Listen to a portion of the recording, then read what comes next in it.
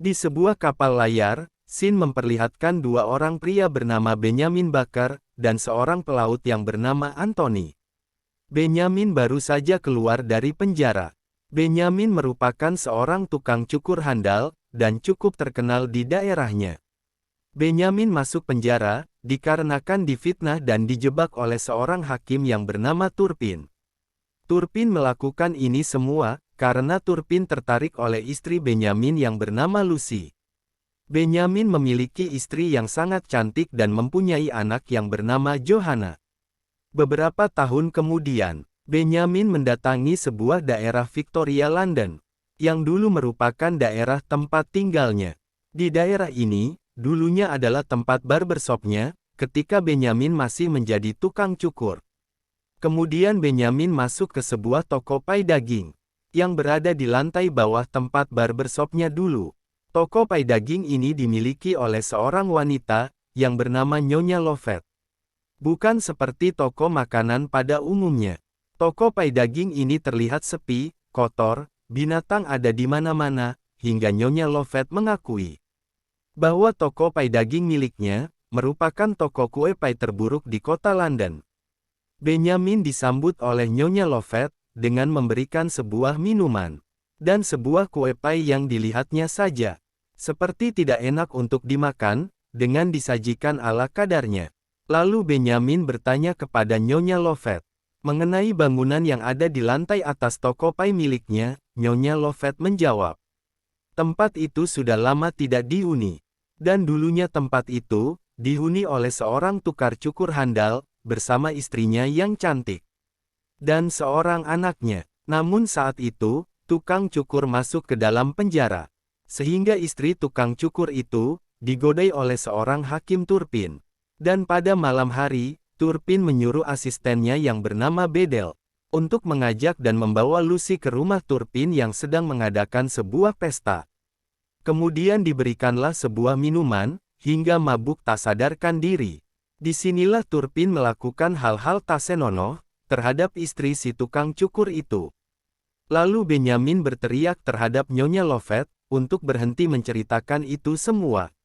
Di situ juga, Nyonya Lovett baru tersadar bahwa laki-laki ini merupakan seorang tukang cukur yang sudah keluar dari penjara. Kemudian Benjamin bertanya, di manakah istri dan anaknya itu sekarang? Nyonya Lovett menjawab bahwa istrinya sudah mati, meminum racun arsenik, karena dirinya mengalami depresi sehabis Turpin memperkosanya. Sedangkan anaknya dibawa dan dianggap anak sendiri oleh hakim Turpin. Mendengar hal itu, Benjamin pun merasa sedih dan marah. Dan dia sangat dendam terhadap hakim Turpin. Kemudian Nyonya Lovett mengajak Benjamin ke tempat barbershop-nya di lantai atas. Sesampainya di tempat itu, Benjamin dibuat teringat oleh masa lalu yang pernah terjadi. Masa lalu yang indah berganti dengan masa kini yang kelam. Lalu Nyonya Lovett menunjukkan alat cukurnya Benjamin dulu, yang disimpan Nyonya Lovett di bawah lantai kayu. Dan di situ Benjamin seperti bertemu kekasih yang sudah lama tidak bertemu. Sebuah pisau cukur yang terlihat masih mulus dan menawan. Dan mulai dari situ, Benjamin ingin membuka kembali barbershop-nya dengan nama baru Benjamin, yaitu Sweeney Todd. Kemudian scene berpindah. Terlihat Anthony yang sedang memperhatikan seorang gadis yang sedang duduk di balik jendela rumah. Tiba-tiba datanglah seorang pengemis yang ingin meminta sedikit rejeki dari Anthony. Namun Anthony bertanya kepada pengemis itu mengenai gadis tersebut. Gadis itu bernama Johanna Baker. Ia merupakan anak dari seorang tukang cukur dengan Lucy yang sudah beranjak dewasa. Dari bayi hingga sekarang, Turpin telah membawa dan mengurungnya di dalam rumah. Lalu pengemis mengatakan, jangan terlalu berharap kepada gadis itu, karena dia di bawah tekanan hakim Turpin. Kau bisa saja dihukum cambuk, bila kau masuk dan menggodai gadis itu. Mulai dari situlah, membuat Anthony jatuh cinta, dan ingin melepaskan Johanna dari rumah itu. Saking terpanahnya Anthony, membuat dirinya tak sadar, bahwa ternyata hakim Turpin memperhatikan dirinya. Lalu kemudian hakim Turpin menyuruh Anthony untuk masuk. Dan di dalam Turpin mengancam Anthony agar tidak pernah lagi untuk memandangi Johanna dari depan rumahnya.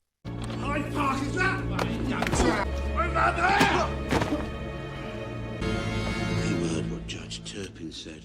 Next time, it'll be your pretty little brains. Lalu scene berpindah. Nyonya Lovett dan Benjamin sedang pergi ke suatu pasar.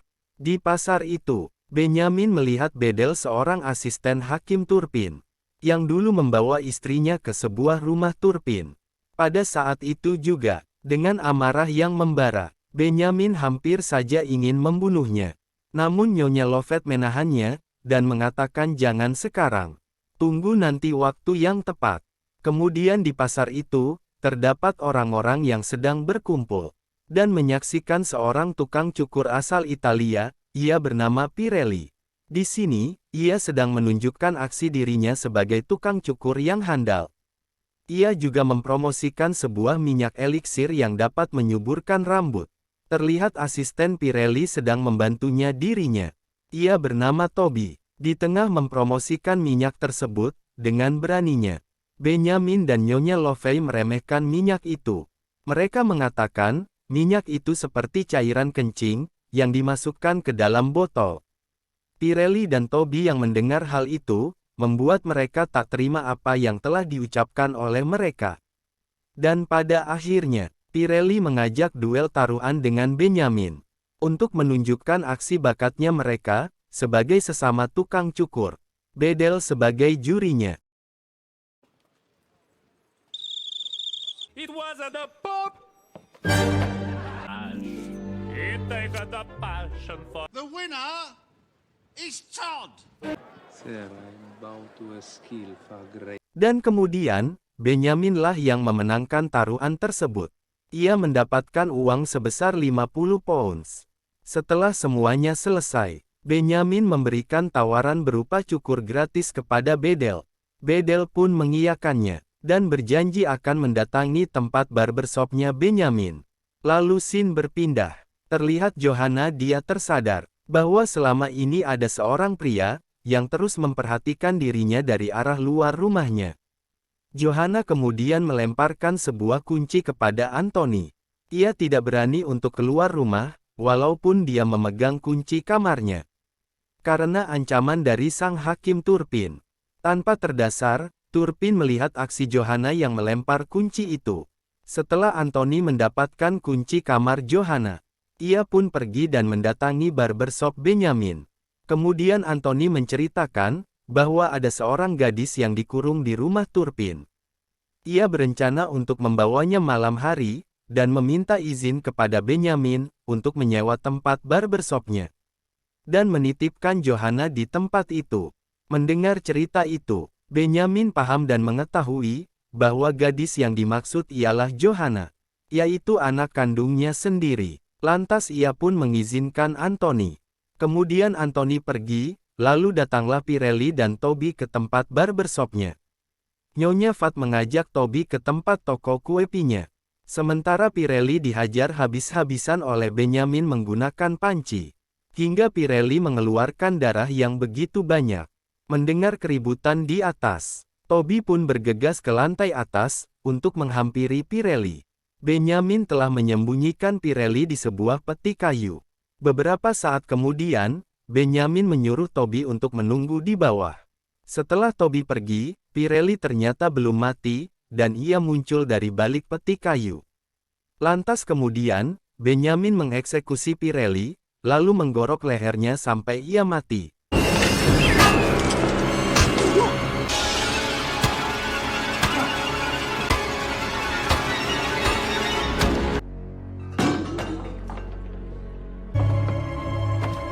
Senor, you got...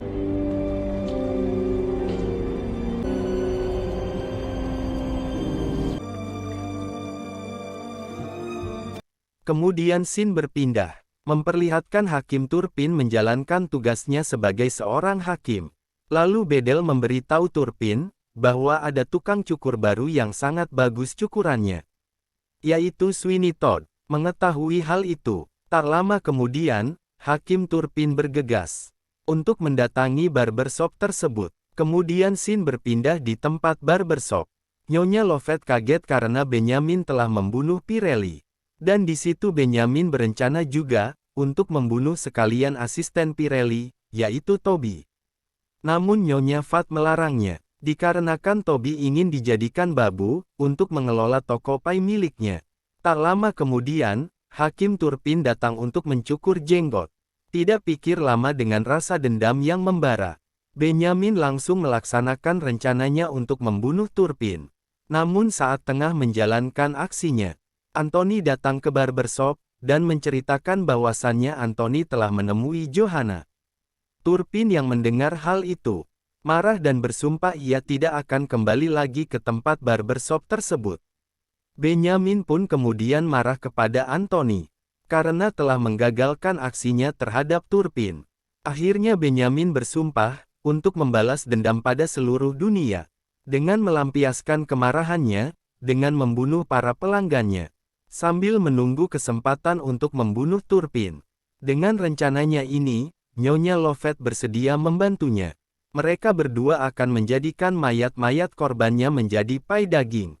Untuk meningkatkan usahanya, Benyamin memodifikasi kursi cukurnya dengan menggunakan pedal mekanis yang dapat dioperasikan melalui pintu perangkap ke dapur Nyonya Lovett. Sementara itu Anthony mulai mencari Johanna. Dia mengetahui Johanna telah dikirim ke rumah sakit jiwa. Setelah Turpin mengetahui rencananya untuk membawanya kabur. Setelah menggunakan daging para korban untuk dijadikan kue pai, bisnis toko Nyonya Lovett maju pesat. Ia menjadikan Toby sebagai asisten untuk mempromosikan bisnisnya. Nyonya Fat kemudian mengatakan kepada Benyamin, rencananya untuk pindah ke pantai. Namun Benyamin menolaknya, karena Benyamin masih belum melampiaskan dendamnya kepada Turpin. Lalu di tempat lain, Anthony akhirnya bisa menemukan keberadaan Johanna. Dan atas saran Benyamin, dia akan menyamar sebagai asisten pembuat rambut palsu, agar bisa masuk ke rumah sakit jiwa dan membawa Johanna. Benyamin segera membuat rencana baru untuk mengajak datang kembali Turpin. Benyamin kemudian menyuruh Toby menyampaikan surat Turpin yang menceritakan bahwa Anthony telah menculik Johanna dan akan dibawa ke tempat barbershopnya Benyamin. Setelah itu, Toby yang curiga terhadap Benyamin dan Nyonya Lovett mengatakan kalau dia tidak menyadari perannya dalam kejahatan mereka. Mengetahui hal itu, Nyonya Lovett mengurungnya dalam ruang pemanggang daging, karena takut ia melaporkan perbuatan mereka. Kemudian Bedel tiba di toko, yang melaporkan bahwa penduduk sekitar telah mengeluh tentang bau busuk yang keluar dari cerobong toko. Namun Benyamin mengajak Bedel dan menawarkan cukur gratis. Dan disitulah Benyamin melakukan aksinya dengan membunuh Bedel. Singkat cerita, Nyonya Lovett juga memberi tahu ke Benyamin atas kecurigaan Toby. Mereka berdua kemudian mencari Toby yang telah hilang dari tempat pemanggang daging. Ternyata Toby bersembunyi di gorong-gorong tempat pemanggang. Setelah ia menemukan mayat Bedel turun dari pintu jebakan, serta menemukan potongan jari dalam pai daging yang dimakannya. Sementara itu, Anthony membebaskan Johanna dan membawa Johanna ke barbershop dengan mengunci petugas rumah sakit jiwa dalam sel. Yang dimana pada saat itu, petugas tersebut akhirnya diserang oleh para pasien rumah sakit jiwa itu. Kemudian scene berpindah, terlihat wanita pengemis gila yang telah mengganggu Benyamin. Nyonya Lovett dan Anthony sepanjang film. Dirinya sedang menuju ke toko. Tampaknya dia mencari Bedel. Benyamin mengetahuinya, dan si pengemis mengklaim kalau dia mengenalinya juga. Saat itu juga suara Turpin terdengar datang ke barbershop Benyamin. Lalu Benyamin segera menggorok leher pengemis, dan mengirim tubuhnya ke pintu perangkap. Lalu saat Turpin masuk, Benyamin menjelaskan kepadanya, bahwa Johanna telah menyesal. Dan Benyamin menawarkan cukur gratis. Kemudian Benyamin akhirnya mengungkapkan identitas sejatinya kepada Turpin. Dan disinilah Benyamin melakukan aksinya. Ia menusuk leher Turpin berkali-kali, sebelum akhirnya menggoroknya dan menjatuhkannya ke pintu perangkap. Johanna yang sebelumnya telah bersembunyi dalam peti, mengetahui hal itu, dan Johanna keluar dari persembunyiannya. Lalu Benyamin pun bersiap untuk menggorok lehernya Johanna. Yang dimana pada masa itu Benyamin tidak mengetahui kalau Johanan adalah anaknya sendiri. Namun kemudian teriakan Nyonya Lovett yang berasal dari ruang bawah tanah mengalihkan Benyamin saat melakukan aksinya. Nyonya Lovett memberi tahu kepada Benyamin bahwa Turpin masih hidup dan mencoba menarik bajunya sebelum kehabisan darah dan mati. Singkat cerita, melihat mayat dari cahaya api pemanggang, Benyamin tersadar bahwa wanita pengemis yang telah dibunuhnya adalah istrinya sendiri, yang telah diyakini sudah mati keracunan atas cerita Nyonya Lovett. Lalu Benyamin berpura-pura memaafkan, dan berdansa oleh Nyonya Lovett di sekitar tempat pemanggang itu. Namun saat itu juga, Benyamin melemparkan Nyonya Lovett ke dalam tungku yang terbuka, dan lalu menguncinya. Kemudian Benyamin kembali ke istrinya, dan membelai mayat istrinya.